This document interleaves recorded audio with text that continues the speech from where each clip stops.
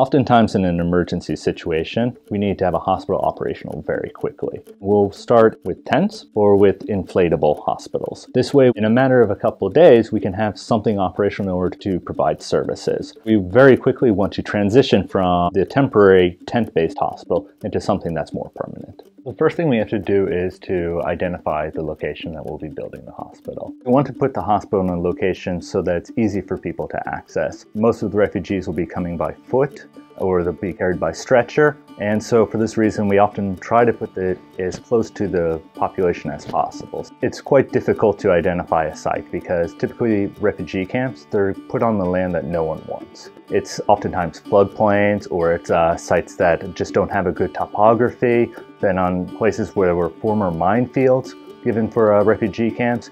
Water for the hospital is very important. It's not just for drinking water, it's also to guarantee the hygiene within the hospital. We talk to the local community, we see what their opinions are, what their knowledge is of the region. We look for places where there's dried up riverbeds, and in those types of locations we can drill underneath the riverbed to find water. And then if we really can't find water anywhere, we start to use different creative methods. One method that we tried in South Sudan is we used the metal sticks method, where you take two bent metal rods in your hands and you walk very slowly over an area where you hope to find water, and then if water is under the ground, the sticks move and they cross over each other. Actually in Maban in South Sudan, we used this method and we were able to find water under the ground in a very dry region. Unfortunately, it wasn't enough water for the hospital, but it was enough water to have drinking water for the patients. Many of the places that we work have very intense wet seasons and very intense dry seasons. We want to get as much work as we can done during the dry season because once the rains come, the roads are washed out. Another issue is how to bring materials into the site. The places where we're working, there's not large markets available where we can access materials locally.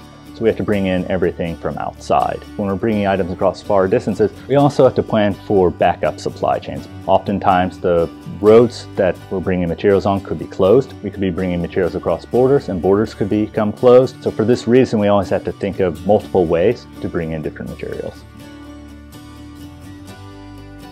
Then we also need to identify the types of teams, the types of skills we can find. In some places we can find very good masons so we can get good concrete, and then we'll do cement construction. Other places we can identify only good carpenters, so we do wood construction. We really have to adapt our construction methods to what the local community is used to building. So when we're building our construction team, we want to bring in people from all different parts of the community. The reason we try to build diverse teams is because we want everyone to benefit from our services. By having a large diverse team, more people are aware of what we're doing there, and we're making the community a part of the building of the hospital that is there to service them.